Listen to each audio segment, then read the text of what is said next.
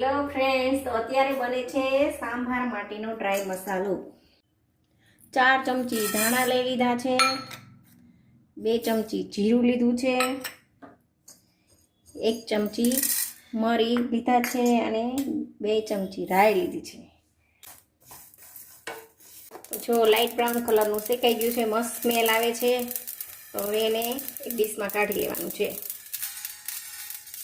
એમાં 2 ચમચી ચણાની દાળ લઈ લેવાની છે અને 2 ચમચી અડદની દાળ લઈ લેવાની છે।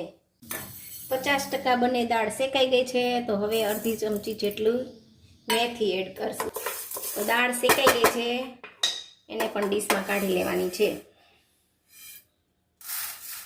શેકી લેવાના છે મરચાં અને લીમડો। તો મરચાં અને લીમડો પણ શેકાઈ ગયો છે।